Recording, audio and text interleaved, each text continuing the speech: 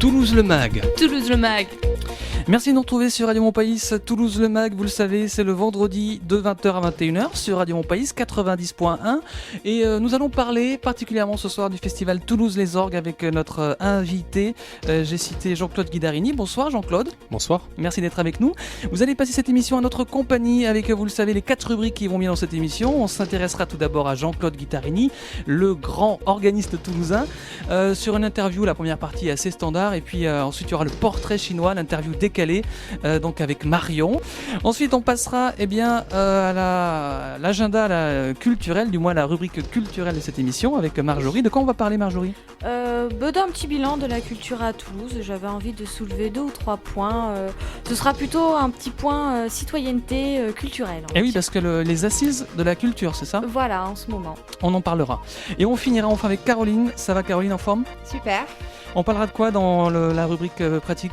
Des bénéfices de la bienveillance. Bienveillance, d'accord. C'est-à-dire, en gros, comment on pourrait dire ça ? Comment pourrait-on dire ça ? Ça booste le moral. Être gentil, c'est ça ? La gentillesse, tout à fait. D'accord, il faut être gentil. Donc, les détails dans un instant. Mal. Au Merci. travail Ok. aussi. D'accord, on retrouvera ça tout à l'heure avec toi, évidemment, Caroline. Vous l'avez compris, cette émission Toulouse le Mag, l'émission des Toulousains et de Toulouse. Et d'abord, il se passe quoi à Toulouse en ce moment qui fait parler beaucoup ? C'est le festival Toulouse les Orgues. Et donc, nous avons Jean-Claude Guidarini. Bonsoir Jean-Claude Guidarini. Vous avez 47 ans, vous êtes le créateur, le superviseur un petit peu de l'exposition qu'on trouve actuellement à la médiathèque sur les Pougets, en fait, une dynastie d'organistes, c'est ça, à Toulouse, hein ? De facteur d'orgue. De facteur d'orgue, voilà. C'est pas tout à fait pareil. Le facteur d'orgue, c'est celui qui fabrique. C'est celui qui fabrique. Et l'organiste, c'est celui qui joue. Alors, l'orgue, c'est vrai que c'est quelque chose qui est assez important pour vous. Vous êtes tombé dedans à l'âge de 16 ans. Hein. Vous vous êtes dit à un moment donné, je vais dans l'église de mon village et puis je vais m'essayer à cette orgue. Hein, et vous avez progressé comme ça. Tout à fait, oui. On en reparlera un petit peu tout à l'heure, peut-être. Avec Marion et avec vous tous. Vous êtes actuellement prof de musique, donc vous vivez pleinement en fait de votre activité musicale, hein, ce qui est une chance. Tout le monde n'a pas la chance de pouvoir vivre de sa passion. Oui, c'est une vraie chance, effectivement. Oui. D'accord. Et vous êtes évidemment dans le comité organisateur du festival Toulouse les Orgues. Hein, vous avez notamment supervisé le concours d'organistes qui a eu lieu récemment. Superviser en tout cas l'organisation pratique du concours, oui, un petit peu, oui. C'était dur d'attribuer un prix comme ça. J'imagine que la qualité était globalement très très bonne sur l'ensemble. Le niveau était très haut et il y a beaucoup de membres du jury, ils étaient 16 ou 17, donc une moyenne se fait et puis voilà. Et oui, parce que c'est un festival international, on rappelle, Toulouse les Orgues. Hein. Oui, tout à fait. Allez, on retrouve Marion et les chroniqueuses également Marjorie et Caroline pour cette première interview, le grill de Toulouse le Mag. Toulouse le Mag. Toulouse le Mag. Une première question, effectivement, Marjorie, on disait comment, vraiment, à l'âge de 16 ans, comment on se retrouve comme ça, attiré ? Ouais, ça m'interpelle parce que c'est vrai que l'orgue, c'est un instrument un peu... ça a une dimension mystique, enfin du moins pour moi. Et c'est vrai que ça m'interpelle, comment est-ce qu'à 16 ans, puisqu'apparemment vous aviez dit que dans votre famille, il n'y avait pas spécialement de passionnés d'orgue, d'où ça vous est venu comme ça Comment un matin on se dit, je vais aller à l'église, au fond de mon église, voir s'il y a un orgue et puis en jouer ? Tout simplement en se promenant dans un supermarché, en voyant un disque d'orgue, en achetant le disque pour la photo, en entendant la Passacaille Fugue de Jean-Sébastien Bach, et puis c'est le coup de foudre. Et là, je me précipite dans l'église de la petite ville où j'habitais, Espalion dans l'Aveyron. Il y avait un orgue, j'ai été voir le curé qui, malgré le fait que je ne sache pas jouer, m'a laissé la clé. Et petit à petit, j'ai appris à jouer. Il a dû voir la lueur dans vos yeux qui pétillait. Lui, ça va être... Vous êtes autodidacte ou vous avez pris des cours après par la suite ? Alors j'ai pris des cours, mais beaucoup plus tard. Je suis rentré au conservatoire à Toulouse à 27 ans, quelque chose comme ça. D'accord. Et jusque-là, vous viviez de quoi ? Comment ? Vous aviez un métier ? Vous avez fait des études en particulier ? Alors j'ai d'abord fait de la facture d'orgue un petit peu. Donc j'ai travaillé en Italie pendant 3 ans, à Florence, chez un facteur d'orgue où on faisait essentiellement de la restauration d'instruments anciens. D'accord, donc facteur d'orgue, vous les construisez, vous les maintenance, rénovez tout voilà. Ça. D'accord. Tout à fait. Et là, en l'occurrence, c'était uniquement que de la restauration d'orgues anciens, voire très anciens. On a restauré beaucoup d'instruments du XVIe, XVIIe siècle italien. Et bon, c'était fabuleux, c'était dans le Palais Pitti à Florence. Voilà. Et vous revenez à Toulouse, vous êtes au conservatoire. Donc je reviens à Toulouse, je trouve d'abord une place de prof dans une école de musique à Millau, dans l'Aveyron. Et bon, je me suis dit quand même que pour enseigner, il fallait avoir un diplôme. Et donc j'ai repris mon bâton de pèlerin et je suis revenu à Toulouse pour faire des études d'orgue au conservatoire. Et puis j'en suis ressorti avec un prix et de là j'ai continué à enseigner. Et puis j'ai été aussi pendant longtemps organiste à la cathédrale de Lavaur. D'accord. On appelle ça titulaire, hein, c'est ça? Vous Oui. étiez titulaire de l'orgue. Qui nomme un titulaire d'orgue? Alors, pour un instrument quelconque, bon, c'est le curé. Pour un instrument, disons, un peu plus prestigieux, normalement, ça se fait sur concours. D'accord. Et c'est Pas l'évêque, au toujours, final, mais- c'est l'évêque ou c'est... Non, c'est le curé. C'est le D'accord. curé. Donc il y a un concours vraiment dans l'église de la paroisse, c'est ça? Il fait venir... Tout à et puis fait, il dit, oui. bon, mais ça sera toi? C'est ça, comme ça? C'est comme ça que ça se passe? Ça devrait normalement se passer comme ça, oui. D'accord. Ça marche. Alors on signale que ce qu'on entend derrière, hein, on va monter un petit peu, enregistrer d'ailleurs un petit peu le son. Voilà, ce qu'on entend, eh bien, c'est vous. Hein, on rappelle, voilà, toutes les musiques, les morceaux qu'on va entendre, à part tout à l'heure, on reviendra un petit peu sur les Pougets, mais ce qu'on entend actuellement, c'est vous. Et c'est un CD alors ça s'appelle Le Grand Orgue de l'Institut catholique de Toulouse. Hein. C'est-à-dire que vous avez joué ça à l'Institut catholique de Toulouse, Oui, c'est ça? tout à fait, oui. Et c'est un CD alors qui a quelques années déjà, on disait? Oui, 1996, c'est plutôt jeune. D'accord. Vous l'avez composé en entier ou vous avez repris déjà des partitions existantes? Ah, ce ne sont que des œuvres du XVIIe siècle, XVIIe siècle, allemand essentiellement. D'accord. Et vous-même vous composez? Non. D'accord. Alors moi la question que je me demande c'est pourquoi à 16 ans comme ça on peut tomber amoureux d'un instrument comme ça qui après tout symbolise le passé, le moyen, enfin j'ai fait exprès d'être un petit peu caricatural dans mes propos, mais un instrument voilà qui symbolise le passé, le Moyen-Âge. Comment un jeune comme ça de 16 ans qui a priori serait censé écouter du rock'n'roll machin ou truc, comment on arrive comme ça à être fasciné par cet instrument? Est-ce que vous pouvez nous expliquer comment ce déclic s'est fait? Est-ce que c'est quelque chose qui s'est vraiment fait progressivement ou est-ce que comme ça vous avez dit non il y a un truc là c'est mon instrument? Comment ça s'est fait? Je me suis même pas posé la question de savoir si c'était un instrument du présent, du passé ou de l'avenir. J'ai entendu cette œuvre de Bach et puis pour moi c'était évident que je devais faire de l'orgue, point. Voilà. Donc c'est un morceau de Bach qui vous a fait? Oui. Et Oui. Comment vous écoutez où ça, avec un orgue ou... Sur un disque. D'accord. Un disque. Et donc oui, je me suis pas posé cette question. Et puis bon, c'est vrai que ici en France ou dans les pays latins, on n'a plus trop la culture de l'orgue, bien que ça, il y ait toujours des jeunes qui s'y intéressent. Dans les pays anglo-saxons, ou aux États-Unis par exemple, l'orgue est beaucoup plus d'actualité peut-être beaucoup plus d'actualité que chez nous. Voilà. D'accord. Merci Jean-Claude Donja de nous avoir expliqué un petit peu ce parcours, cet attrait.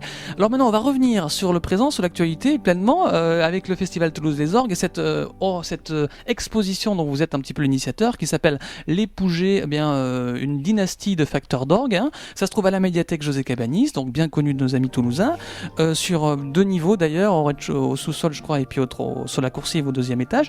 Est-ce que vous pouvez nous expliquer un petit peu, parce qu'on se rend pas bien compte, mais Toulouse, il y a 150 ans, c'était la capitale nationale de la manufacture, enfin des facteurs d'orgue. Hein. Une des capitales, parce qu'il y avait quand même Cavaillé-Coll à Paris, mais les Pugets à Toulouse, c'était une des 3 ou 4 plus importantes manufactures françaises. C'est des gens qui ont travaillé sur un peu plus de 740 orgues, qui en ont construit 359, qui ont exporté jusqu'aux Indes, à l'île Maurice, Madagascar, le Caucase, l'Italie, l'Espagne. Et toutes les cathédrales du Grand Sud, bien sûr, Albi, Tout à fait. Narbonne, etc. Et puis, justement, je me rends pas très... sont avec justement des orgues qui ont été mis en place par les Pougets. Mais justement, je voulais revenir à ça. À l'époque, on achetait un orgue comme on pouvait faire de la guitare, ou c'était vraiment, comme aujourd'hui, empreint de religiosité, ça se dit? Bon, à Spiritualité. l'époque, c'était surtout à usage liturgique. La mode de l'orgue de salon, c'est plutôt le début du XXe siècle. Et c'est vrai que l'orgue était quasi exclusivement, pour ne pas dire exclusivement, réservé à la liturgie. Pourquoi? Oui. Pourquoi, oui. Ça m'intéresse. Comment la liturgie en fait en est venue à intégrer l'orgue? Parce que jusqu'au 18e, c'est-à-dire qu'il n'y avait pas d'orgue dans les églises, c'est ça? C'est quand même assez récent, quoi. Ah non, l'orgue dans les églises, c'est le XIVe siècle, même un petit peu avant. Mais faut pas oublier que donc l'électricité c'est une invention assez récente et donc à l'époque il n'y avait pas moyen d'amplifier quoi que ce soit et le seul instrument qui puisse remplir une cathédrale ou une église de par sa taille, de par sa puissance, c'est l'orgue. Parce que les instruments qu'il y avait à l'époque, si on prend le clavecin par exemple, vous mettez un clavecin dans une cathédrale, les gens qui sont sur les 3 premières rangées de bancs vont entendre, après on n'entend plus rien. D'accord. D'accord. Alors effectivement, on disait voilà un petit peu le côté, le côté liturgie, enfin religion, mais effectivement pas seulement. On le disait d'ailleurs, on parlait tout à l'heure des salons, c'est-à-dire que certains notables se faisaient installer, comme on peut aujourd'hui avoir un piano dans son salon, eh bien ils se faisaient carrément installer un orgue dans leur. Tout à fait. Est-ce qu'on peut citer Chez quelques noms peut-être de notables comme ça qui avaient sur mesure dans leur salon? Alors c'est assez grand d'ailleurs comme installation. Oui. Ben, par exemple ici à Toulouse, il y avait Monsieur Pauillac. Je pense que les gens connaissent la rue Claire Pauillac. Claire Pauillac, c'était la femme de Georges Pauillac et qui avait un très très grand orgue chez lui. C'est l'immeuble qui fait l'angle de la... c'est le boulevard de Strasbourg et la rue de la Concorde. Donc le grand immeuble juste à côté de Décathlon, pour ne pas le nommer. Et donc à l'intérieur de ce salon, il y a un orgue qui fait quoi? Quelle proportion à peu près? Il y avait un très grand orgue qui faisait... alors, il a été déménagé à Paris, ça faisait 10 mètres de large, 9 mètres de haut, enfin c'était très grand. Et quand Colossal. Colossal. Et quand il recevait, donc, il y avait quelqu'un qui jouait de l'orgue pendant l'apéro, c'est ça en gros? Oui, ou lui-même, il y avait beaucoup de ces gens-là qui étaient musiciens. Et tous ces orgues, les Puget en ont fait pas mal sur Toulouse, mais ailleurs aussi. Et ces orgues ont disparu quand les gens sont morts, parce que les gens se retrouvent, les héritiers se retrouvent avec cette espèce d'énorme appareil au fond, mis à poussière. Ils savent pas quoi en faire, donc ils vendent. Et la plupart de ces instruments ont disparu. Et est-ce qu'un orgue, quand on joue de l'orgue, on peut être accompagné d'un autre instrument ou c'est vraiment un instrument qui suffit à lui seul et on peut pas imaginer un groupe, un orchestre avec... Il peut se suffire à lui-même.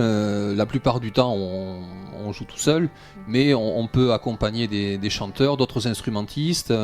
Il y a des œuvres qui ont été écrites aussi pour orgue et orchestre. Je pense à la Symphonie de Saint-Saëns par exemple, ou le Concerto de Poulenc. Voilà, donc c'est pluridisciplinaire, on va dire. Et vous-même, vous jouez dans un groupe en dehors de l'église où vous jouez tous les dimanches d'ailleurs? Non, je joue, ça m'est arrivé de jouer avec d'autres musiciens, mais bon, c'est l'occasion fait le larron, c'est en fonction des besoins. D'accord. Voilà. Il faut pas être un petit peu solitaire en fait comme musicien. Finalement, d'après ce que vous dites, l'orgue attire les solitaires. Bon, c'est un bien grand mot, mais les personnes qui aiment, qui se suffisent à eux-mêmes finalement, qui ont...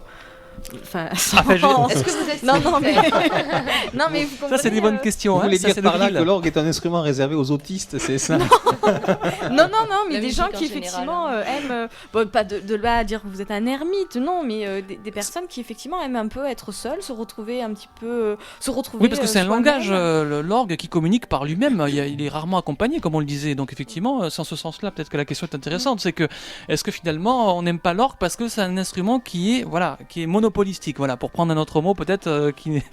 Non, mais... Je sais pas, on aime l'orgue, alors effectivement, parce que ça peut être un moyen de s'évader, et puis c'est un instrument aussi qui est relativement complet. On peut devenir un peu mégalomane aussi, parce que ça peut être très puissant. Par exemple, juste à côté, l'orgue de la basilique Saint-Cernin, c'est quand on joue, passez-moi l'expression plein pot, c'est extrêmement fort. On a l'impression de détenir l'espace. Ouais. Voilà, oui.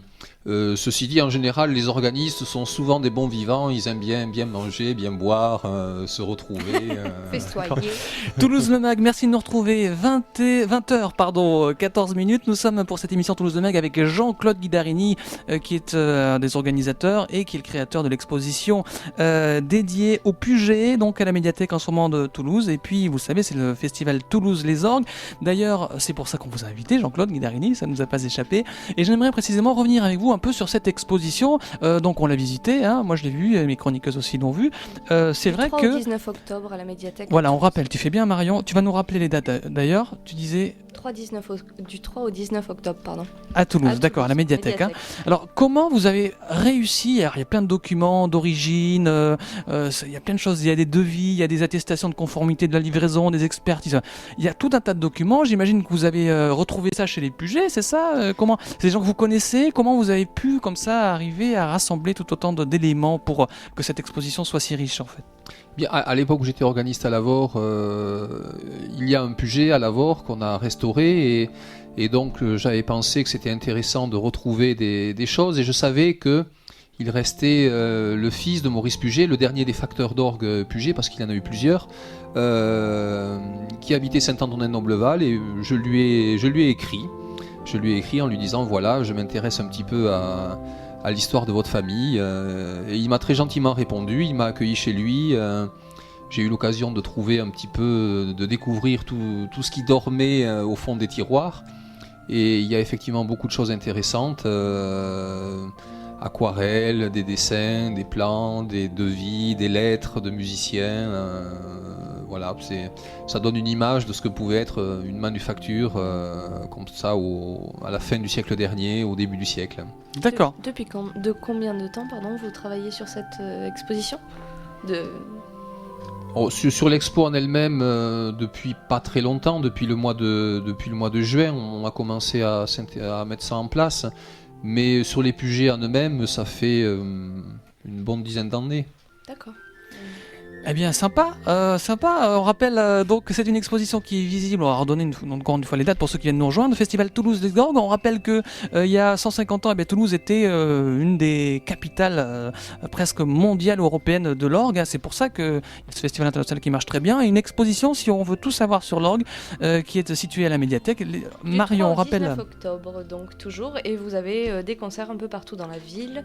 On vous invite à aller à la médiathèque, retirer un fascicule de Toulouse les Orgues, vous pourrez en trouver également à la mairie pour vous informer donc de qu'est-ce qui se passe à propos des orgues. Toulouse le Mag, merci de nous retrouver 20h17 avec Jean-Claude Guidarini, 47 ans. Dans un instant, on revient sur l'interview décalée pour tout savoir de Jean-Claude au niveau personnalité avec des questions portraits chinois. Ne ratez rien. Et puis juste après, il y aura également les assises de la culture dans le thème de cette émission. Et puis bien sûr, la rubrique pratique avec des questions. Soyez gentils. Pourquoi faut-il être gentil aujourd'hui? La réponse dans un instant. Toulouse le Mag, c'est jusqu'à 21h. Bonne soirée.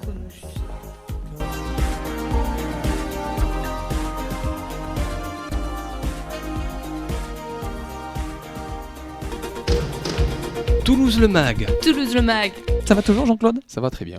Bien, merci de nous retrouver. Donc, nous sommes avec Jean-Claude Guidarini, on le disait, qui est dans le comité d'organisation du Festival Toulouse les Orgues et qui est créateur de l'exposition que vous trouvez actuellement à la médiathèque de Toulouse jusqu'au 19 octobre, consacrée au Puget et donc toute l'histoire à travers les Pugets de Toulouse et les orgues.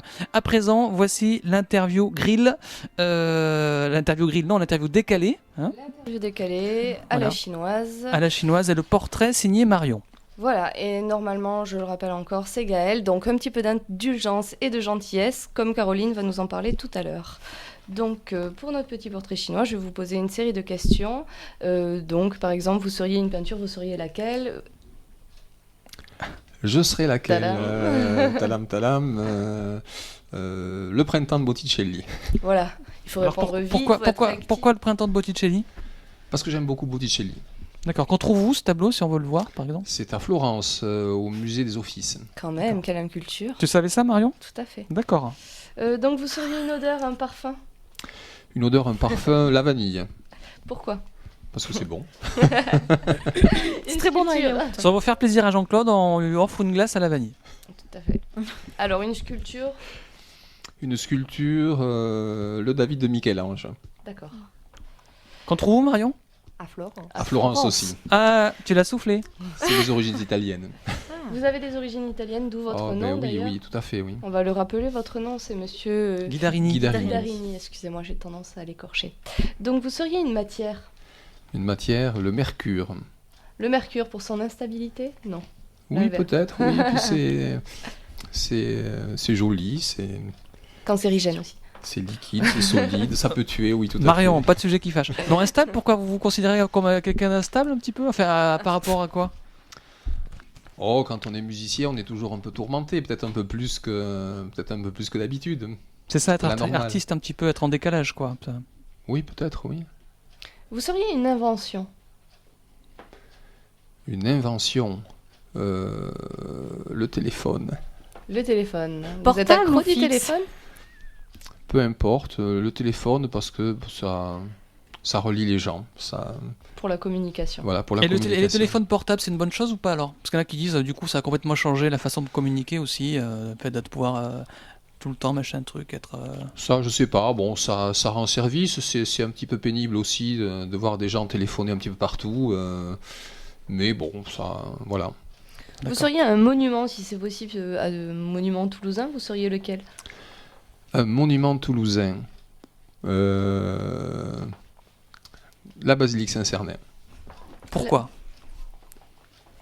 C'est un lieu extraordinaire. Je pense que si on prend la peine de se promener dans Saint-Cernin, c'est entre les sculptures, les fresques, tous les chapiteaux, l'architecture, l'orgue au fond, évidemment. Vous jouez de temps en temps à l'orgue à Saint-Cernin? Oui, oui, oui. Et c'est un plaisir toujours, on le disait, avec la résonance, enfin, Oui, mais le lieu déjà est extraordinaire. Quand on est le soir seul dans la basilique ou en petit comité dans la basilique, c'est vraiment... Oui, parce que j'ai remarqué des fois, c'est fermé, et puis on entend l'orgue à l'intérieur, donc là on se dit, il y a un organisme qui se fait plaisir, là. Faudra Tout à nous fait. inviter, je veux bien voir ça. Tout à fait. Ouais. D'ailleurs, c'est dans quel monument à Toulouse, dans quelle église plutôt à Toulouse qu'on entend le meilleur son? Au niveau de l'orgue et de la résonance, selon vous? Le meilleur son, bon, on est un petit peu gâté à Toulouse. Il y a des beaux orgues un peu partout. Grâce au Puget d'ailleurs, on le disait tout à l'heure. Grâce au Puget, effectivement, mais il y a aussi donc l'orgue de la basilique Saint-Cernin, l'orgue de l'église musée des Augustins, qui est un très très bel instrument, l'orgue de la cathédrale Saint-Étienne, avec un buffet extraordinaire pendu au mur à presque 20 mètres de hauteur. Et est-ce qu'on peut considérer que vous êtes un privilégié dans le sens où vous jouez de l'orgue et il y a peu d'organistes sur Toulouse et du coup on vous laisse les clés d'une basilique, d'une église assez facilement? D'une certaine manière, oui, parce que bon, c'est pas donné à tout le monde de pouvoir disposer d'un tel bâtiment. Mais privilégié, oui et non, parce que bon, je ne suis pas le seul, il y a d'autres organistes à Toulouse, Oui, vous avez dit le conservatoire tout à l'heure? oui, il y a 2 classes d'orgue au conservatoire, une classe supérieure et puis la classe d'orgue normale. Il y a une classe d'orgue à l'Institut catholique aussi, donc il y a un certain nombre d'organistes sur Toulouse, voilà. D'accord. Donc, vous seriez une religion un peu facile, hein? Peut-être pas. Une religion, la tolérance. D'accord, vous ça, n'êtes c'est pas, bien. pas spécialement catholique, parce qu'il y a un lien quand même clair entre l'orgue et les organistes, et déjà par nature, c'est dans les églises et les cathédrales, et c'est utilisé pendant les messes et les liturgies. Tout à fait. Bon, c'est pas propre d'ailleurs à la religion catholique. Les protestants ont beaucoup d'orgues aussi. À la Il y a une religion en relation- général, Il y a une disons. relation au sacré qu'il y a par nature dans les orgues, qu'il n'y a pas forcément avec d'autres instruments, elle est moins évidente du moins. Là, de fait de l'endroit, vous êtes dans une église, dans un lieu de prière, machin truc, d'emblée, vous êtes dans une relation du sacré, dans une relation avec le spirituel. C'est vrai chez nous. Quand je dis chez nous, c'est, on va dire, les pays latins, et encore ça commence à changer en Espagne aussi. Je vais reparler encore une fois des Américains ou des Anglo-Saxons qui ont beaucoup d'orgues, j'allais dire, laïques, des orgues dans des salles de concert. C'est malheureusement une culture qu'on n'a plus en France, qu'on a perdue parce qu'il y a eu des orgues dans les salles, mais à l'étranger... Par exemple, à la mairie de Birmingham en Angleterre, il y a un orgue qui est 2 fois la taille de celui de Saint-Cernin. D'accord. Et vous avez raison d'en parler parce que pour ceux qui sont allergiques à la religion, aux religions en général, je pense que c'est aussi important de dire bon, ben, c'est pas forcément relié, on peut écouter un instrument même s'il est dans une église, ça voudra pas dire qu'on va faire la messe. Bon, après, il n'y a pas de mal non plus, enfin, Il n'y a pas de mal, mais avec c'est le bien. sacré, il n'y a pas de... Il n'y a pas de mal, mais c'est bien que ce soit ouvert à Oui. ceux aussi qui sont allergiques. Non, mais en tout cas, c'est sûr que bon, si on veut écouter de l'orgue, c'est pas nécessairement, je veux dire, l'orgue est utilisé évidemment pendant les cérémonies religieuses, mais il y a aussi des concerts et on peut aller au concert et dans ce cas-là, il n'y a plus rien à part le lieu, qui relie l'instrument à la religion. Mais c'est vrai que chez nous, traditionnellement, ça a été l'instrument qui est encore dans les églises. Non, et puis c'est culturel aussi, c'est le passé, c'est l'histoire aussi. Bon, il y a un passé qu'on assume, je veux dire, il n'y a pas de... Oui, mais du coup, ça emprisonne un petit peu peut-être cet instrument. Non, Disons, ça le les met prisons, dans c'est nous qui nous les mettons, je crois. Après, faut... Mais c'est vrai qu'il y a des gens qui ne vont pas, qui ont des scrupules à aller écouter de l'orgue parce que c'est dans une église, effectivement. Bon, mais c'est comme ça. C'est le seul lieu où ça rentre, une orgue aussi. D'accord. Ah aussi, oui, puis c'est quand même typiquement français, l'exception française, culturelle, veut que, gna nanana. D'accord. Pardon, Marion, excuse-moi. Donc, Une autre question. Donc on va passer aux immuables, on y tient. Donc si la réincarnation était possible, en quoi se traduirait-elle pour vous? C'est-à-dire que vous vous réincarneriez en quoi? Un chat. Pourquoi? Un chat. Je suis sûr qu'il a plein de chats chez lui, Jean-Claude Guidarini. Non, pas du tout. J'ai pas d'animaux chez moi. Ah. Pas d'animal chez moi, mais un chat parce que un chat c'est tranquille, C'est indépendant un peu. Oui, c'est indépendant effectivement. Et puis bon, ça. D'accord. Et ça joue du piano. Le chat de mes parents, il aime bien jouer du piano. Mes parents ont un piano et il marche dessus et il sait que ça fait du bruit. Et il prend vraiment plaisir à produire du son. C'est marrant comme truc, hein. Les aristochats, Voilà, un chat. Donc Peut-être vous bien. trouvez 100 € dans la rue ou un petit peu plus, la somme qui vous paraît. Le micro, Marion, le micro. Et vous en faites quoi, pardon? Je trouve 100 € dans la rue. Si j'ai 100 €, j'invite les copains au resto. Et vous en trouvez 1000? J'en trouvais 1000. J'invite les copains chez Saran. Saran, grand Bonne cuisinier bouffe. toulousain, on le rappelle. Qu'on invitera peut-être qui sait dans cette émission, Toulouse le Mag. Donc si vous vous retrouvez sur une île déserte, et quels sont les 3 objets? Vous en avez droit qu'à 3 que vous prenez. On peut transporter ou pas? L'orgue, il peut pas le prendre sur ses épaules. Hein. Bon, on peut imaginer que vous pouvez le prendre avec vous, mais disons qu'il est question de survie aussi peut-être. Ah, je sais pas. Je vous laisse voir. 3 objets. Ouais, 3 objets. Non, je prendrais pas nécessairement un orgue. Je prendrais un appareil pour écouter de la musique. Des piles? Oui, les piles qui vont, on va admettre que c'est avec. Un livre et la musique, un livre et puis de quoi cuisiner un petit peu. Ça rend la cuisine. Alors, vous seriez un plat, vous seriez lequel? Alors ça, c'est un dessert. C'est Un difficile. dessert, oui. Un dessert. D'accord. Et enfin, une dernière question. Je suis votre fée et vous avez droit à un vœu. Ça serait quoi? Être transporté au Népal. Au Népal. Pourquoi le Népal? L'exotisme, La zénitude? la zénitude, Les paysages. le changement de cadre, de pays, d'univers, la découverte d'autres horizons. personnes, d'autres horizons. Eh bien, vous avez bien raison et je vous y suivrai d'ailleurs. Bravo. On va tous partir là-bas pour faire la prochaine émission alors. Ouais. Merci à vous tous de nous retrouver. Toulouse le Mag, il est 20h31. Vous êtes avec nous. C'est l'émission du vendredi, précisément sur Radio Montpellier. C'est l'émission des Toulousains et des Toulousaines. Précisément dans cette émission, vous le savez, avec un invité toulousain. Nous passons ce soir, nous sommes avec Jean-Claude Guidarini, qui est créateur de l'exposition La Médiathèque de Toulouse, en rapport avec Toulouse des Orgues. Et dans un instant, restez bien avec nous sur Radio Montpellier. Dans un instant, on parle des assises de la culture à Toulouse avec notre amie Marjorie ici présente, et il y aura aussi la rubrique vie pratique psycho, et on nous dira pourquoi il faut absolument être gentil, et ça apporte beaucoup, hein, c'est bien ça, je trahis rien, Caroline. Absolument. Merci de nous retrouver. Allez, France Gall, un petit peu de musique. Elle a, on est bien ensemble sur Radio Montpellier jusqu'à 21h, Toulouse le Mag. Merci de nous retrouver, bonne soirée. 20h36 sur Radio Montpellier. Merci à vous tous de nous retrouver. Toulouse le Mag et une réflexion intéressante de Marion. Cette chanson fait un carton en Norvège. Oui, tout à fait. D'ailleurs, ils comprennent pas trop le sens de Ella. Actuellement, ils ont remixé, c'est ça, tu disais? Ouais, et on l'entend même dans des boîtes et pour les jeunes, c'est assez rigolo. En français, comme ça. Oui. Bravo. En français, pas en norvégien, ça fait bizarre. Eh bien, France Gall peut être fier.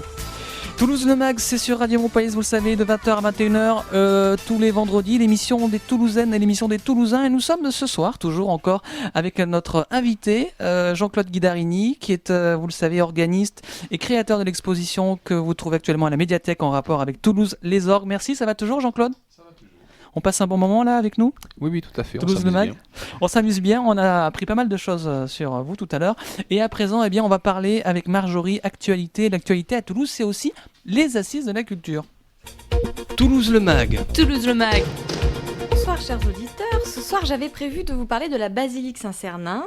Je souhaitais faire un point historique, architectural sur ce magnifique bâtiment toulousain, mais j'ai changé d'avis. Alors pourquoi ? Pour 2 raisons.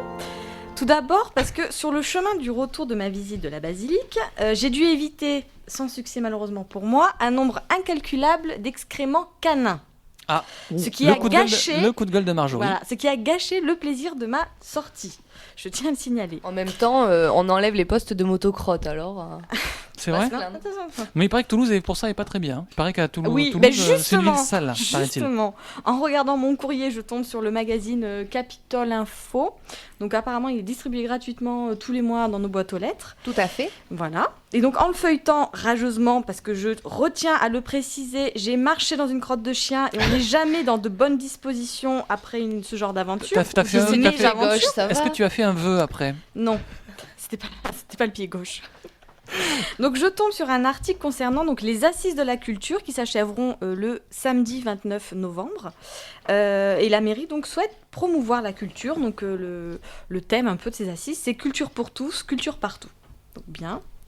Et là, ces 2 événements consécutifs T'ont fait changer d'avis. m'ont interpellée en fait. Parce que promouvoir la culture à Toulouse, c'est évidemment une entreprise noble et louable. Je tiens quand même à le dire. C'est en plus, la mairie en fait se met à disposition là. C'est-à-dire qu'on va recueillir avec ces assises les attentes des Toulousains. Donc c'est vraiment quelque chose de positif. Mais je voudrais pointer du doigt, moi, le comportement de certains Toulousains par rapport à la culture. C'est-à-dire que Toulouse possède un patrimoine culturel colossal, notamment l'architecture qui est typique avec ses bâtiments en briques, dont on l'appelle la ville rose. Il y a des maisons qui sont, on va dire, folkloriques, je ne sais pas si c'est le terme exact, les toulousaines, enfin c'est pas anodin non plus. On a tous les parcs qui sont magnifiques. Hein. On a le canal du Midi, on a les bords de la Garonne, enfin on a plein de choses. Le canal du Midi qui est classé, on le rappelle, UNESCO, Voilà. au patrimoine UNESCO. Oui, donc c'est vraiment une très belle ville. Mais c'est gâché par l'attitude des gens. Alors je m'explique. Est-ce que vous trouvez normal que l'on ne puisse pas flâner dans les rues de Toulouse sans risquer de se faire écraser par une voiture qui est lancée à plus de 60 km/h, de marcher dans un excrément canin comme j'en ai fait l'expérience? Et puis les cyclistes aussi maintenant qui passent. Ouais. Mais surtout, moi ce qui m'a interpellée, c'est d'avoir un haut le cœur au croisement d'une rue, paf, on a des odeurs nauséabondes comme ça qui nous prennent le nez. Je pense notamment à l'urine. Donc messieurs, si vous pouviez uriner ailleurs que sur les murs toulousains, ça serait sympa. Messieurs les toutous? Pas forcément. Ah bon? Pas forcément, oui, quand on sort de boîte à 2h du matin et qu'on veut faire un after. Ah oui, mais attends, à 2h du matin, Oui, tu vas le chercher aussi l'odeur. Il y a des égouts, il y a des caniveaux qui font que le lendemain matin, quand on va acheter son pain, on a cette odeur d'urine qui reste. Excusez-moi, c'est pas très agréable. Et il me semble que les Toulousains doivent soulever ce problème ensemble, donc dans les débats des assises culturelles. Alors là, si je comprends bien, en fait, tu profites des assises, de la consultation pour faire passer le message, c'est ça? Et pour inciter les Toulousains à se rendre massivement sur ces consultations pour faire remonter ce genre de... Voilà, pour faire remonter ce genre qu'un coup de gueule mais le rapport, personnel ou tu l'as déjà vu Alors dans tous les cahiers je l'ai déjà de vu. doléances Non, je l'ai pas vu. Non, enfin, c'est les gens en règle générale qui sont, on va dire, partis de Toulouse et qui reviennent comme moi et qui se retrouvent face à ce problème. C'est-à-dire que on a du potentiel. On n'a rien à envier, je dirais, au niveau culturel, à Lyon ou à Bordeaux, par exemple. Mais le problème, c'est que Lyon, ils ont pris facilement 4 gares d'avance, parce qu'au niveau médiatisation de l'info culturelle, ils sont vraiment au top. On est au courant de le rapport avec la festivals. propreté, c'est quoi là? J'ai pas fini déjà l'information culturelle. On n'est pas au courant de tous les festivals qui se passent sur Toulouse. Il y a un problème à ce niveau-là. D'accord. Il faut quand même le souligner. Et puis la propreté à Lyon. Excusez-moi, chers Toulousains, je sais que je vais mettre tout le monde à dos ce soir, mais il y a des espaces qui sont aménagés à même le trottoir. C'est-à-dire que si on veut marcher dans un caca chien à Lyon, il faut vraiment le chercher. Oui, mais en même Oula, temps, excusez-moi, mais pour être propriétaire d'un chien, normalement, il y a des emballages qui sont prévus pour faire ça, mais ça n'est pas fait par la mairie. Mais donc tout à fait, c'est pour ça qu'il faut le soulever. C'est pour ça que je dis, ils sont pas extraordinairement intelligents, quoi. Bon, elle est énervée là aujourd'hui. Et à Bordeaux, c'est pareil. Bordeaux, ils ont aménagé les quais Ils ont fait des rues piétonnes et c'est vraiment, à Toulouse, excusez-moi, mais bon, marcher Bon, qu'est-ce au qui est milieu des positif voitures. Bon, c'est pas Jean-Claude, terrible. il t'a écouté, Marjorie. Alors Jean-Claude, qu'est-ce que vous pensez un petit peu de cette analyse? Vous connaissez bien Toulouse aussi, hein, vous êtes Aveyronais, mais vous vivez beaucoup à Toulouse. Oui, je connais bien Toulouse. Bon, c'est vrai que les automobilistes et les cyclistes aussi ne sont pas toujours très disciplinés. Et l'autre jour, je me suis fait interpeller par deux jeunes dans la rue qui débarquaient de Pamiers, deux jeunes étudiants, et qui me demandaient si c'était toujours comme ça à Toulouse. Et ben oui, peut-être un petit peu, oui. Mais justement, Toulouse doit se réveiller. Si chacun y met du sien, la Cité Rose va renaître et laisser sa marque dans le paysage du patrimoine culturel français. Il faut se battre. Donc Marjorie, c'est debout. Voilà, c'est l'heure des responsabilités et du grand nettoyage. Voilà, et on rappelle que Marjorie sera candidate aux prochaines élections municipales, n'est-ce Non, pas? mais par contre, De je vous 2000, invite à aller sur Internet, sur le site www.assisdelaculture, donc attaché en minuscule, .toulouse.fr, pour être au courant des fameux débats qui auront lieu généralement Tous à les partir lundis. de 18h30. Non, pas forcément tous les lundis. Moi, c'est pas les infos. Donc voilà, les infos sont un peu... Alors voilà, l'information culturelle, merci. Il y a des informations différentes qui circulent. Donc voilà, il faut se tenir au Bon, courant. alors pour finir sur un ton positif, quelque chose de positif à Toulouse par rapport à la culture. Mais par rapport à la culture, tout est positif. Maintenant, c'est la responsabilité de chacun et des Toulousains et des Toulousaines. On doit faire en sorte que cette ville qui est magnifique le redevienne. Parce que oui, c'est un peu gâché. Moi, j'en ai marre que quand des gens viennent me voir de l'extérieur, la seule chose qu'ils remarquent à Toulouse, c'est les crottes de chiens, c'est les voitures qui klaxonnent, c'est les gens qui urinent sur les bâtiments toulousains. Mais Il y a tout ça, ouais. mais je veux dire, on n'est pas plus sauvages. À propos de voitures, il y a des sacrés projets pour justement piétoniser un petit peu. Alors je ne sais pas si vous en avez entendu parler, mais il y a un projet qui vise à carrément rendre piéton toute l'avenue Jean Jaurès. Il y a l'avenue qui passe de la gare qui descend jusqu'à Wilson. Et ils veulent, ils veulent, j'en sais rien si ça va se faire, mais il y avait j'ai vu des projets là, des dessins, et on voit toute l'artère avec une grande promenade avec plein de bancs sur le côté, et puis deux artères de bus sur le côté droit, enfin deux petites passages de bus sur le côté droit. Donc c'est vrai qu'il y a des projets. Ils devaient faire ça avec la rue Alsace-Lorraine, et puis ils ont fait un truc, je trouve un peu dangereux avec les cyclistes, un peu dangereux. Totalement nul, quoi. Enfin, le marquage au sol est pas, parce que là c'est pareil, il faut que chacun prenne sa responsabilité, c'est-à-dire l'espace cycliste, c'est pour les cyclistes, l'espace piéton, c'est pour les piétons, et puis la route, c'est pour les voitures. Est-ce que Jean-Claude, est-ce que vous faites du vélo un petit peu parfois dans Toulouse ou pas? Très rarement, parce que je suis pas très rassuré. D'accord, voilà. Ah bon. Non, mais c'est normal. Est-ce que vous marchez parfois dans Toulouse? Ouais, bon. Beaucoup. Non, on prend plaisir à marcher, c'est vrai que... Quand on évite les crottes de chien. N'oubliez pas, faut sourire dans la rue et transmettre le meilleur à son prochain. Donc souriez surtout. Oui, et arrêtez. Ne râlez pas. Alors là, c'est ma Souriez. rubrique, donc je vais en parler tout à l'heure. Juste après Jamiroquai, bravo pour les transitions, les filles. 20h45, nous sommes avec Jean-Claude Guidarini du festival Toulouse Les Orgues, qui est avec nous jusqu'à 21h. Toulouse le Mac, c'est l'émission des Toulousaines et des Toulousains. Dans un instant, rubrique pratique, rubrique psychologie. Pourquoi faut-il être gentil? Ça rapporte beaucoup en fait. À suivre dans un instant. Bonne soirée, merci de nous retrouver. Toulouse le Mag, 20h48, merci à vous tous de nous retrouver. Nous sommes avec Jean-Claude Guidarini, toujours de l'organisation de Toulouse Les Orgues, qui a créé l'exposition qui est visible à la médiathèque José Cabanis jusqu'au 19 octobre, c'est ça Jean-Claude, si je ne me trompe pas? 19 octobre, oui, tout à fait. Et à présent, on va parler vie pratique et il y a multiples intérêts à être gentil, à être agréable. C'est bien ça, Caroline? Oui. Alors pour contrebalancer la nervosité transmise sur le plateau par Marjorie, je revendique la vais... propreté. Non, mais c'était intéressant, toutefois.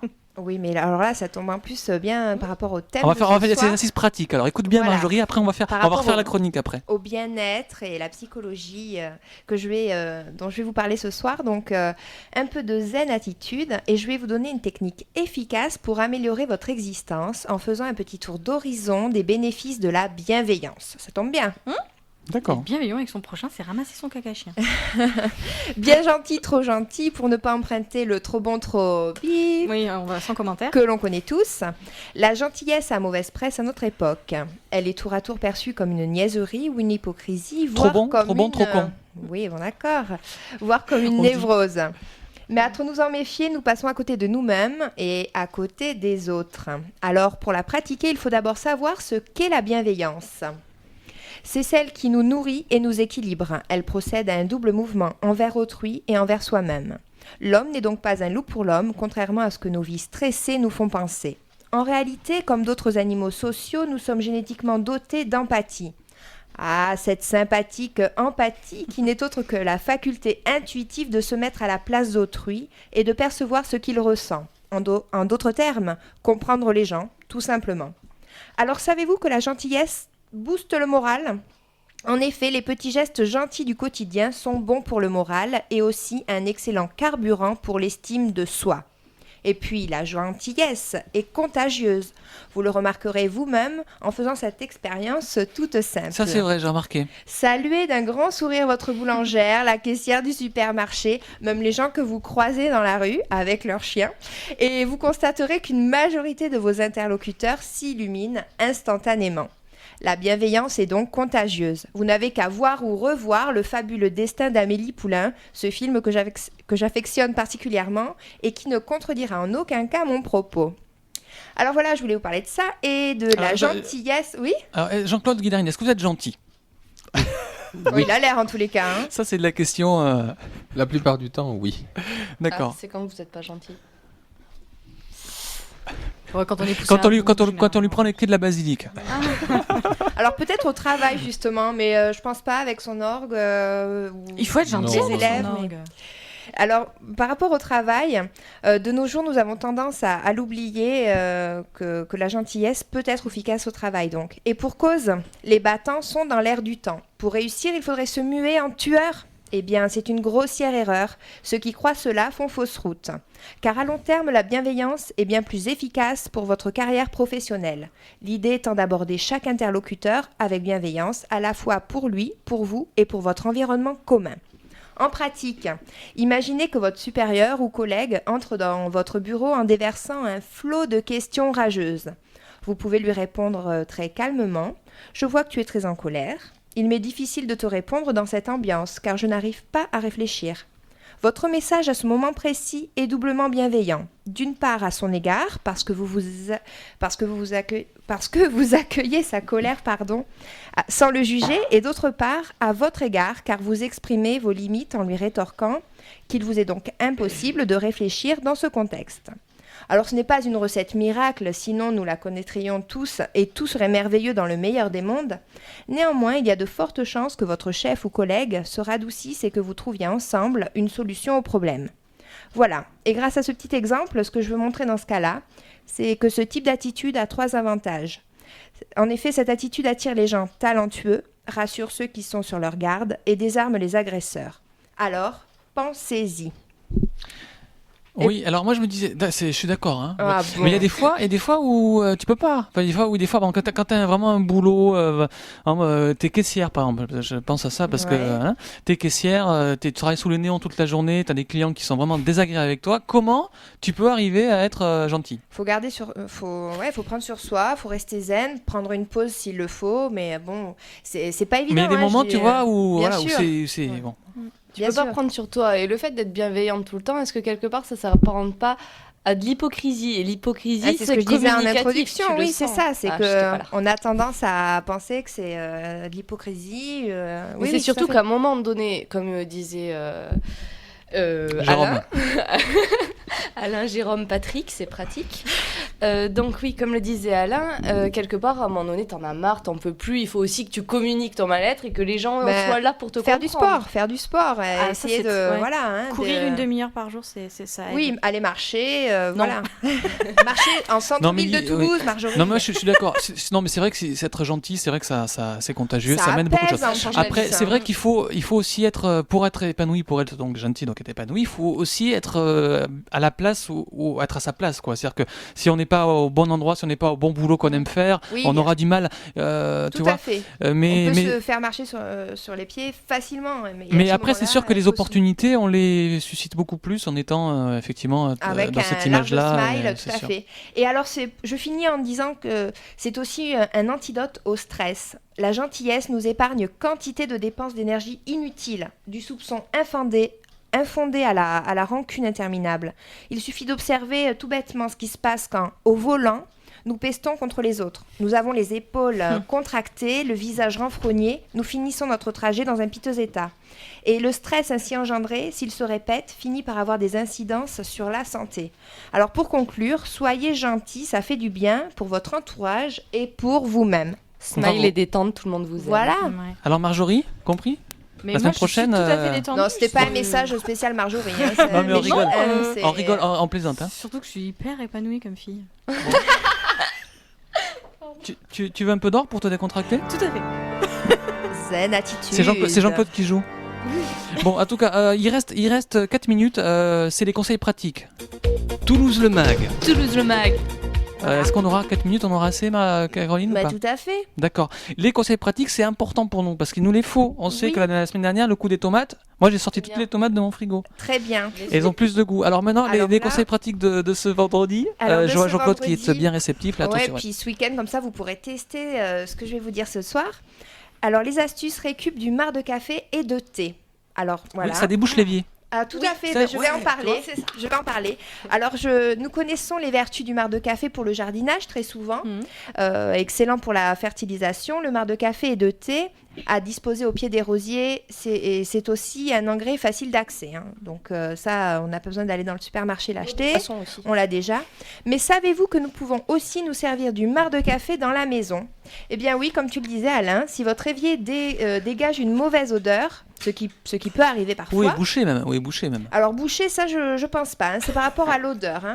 Boucher, mince. faut acheter le produit qu'il faut pour déboucher. Ou le plombier. Ou le plombier. Il Non, vous des suffit de cristaux de verser soude. du marc de café dans le siphon et faire couler un mince filet d'eau bouillante. Et vous allez alors me dire, ça va boucher l'évier.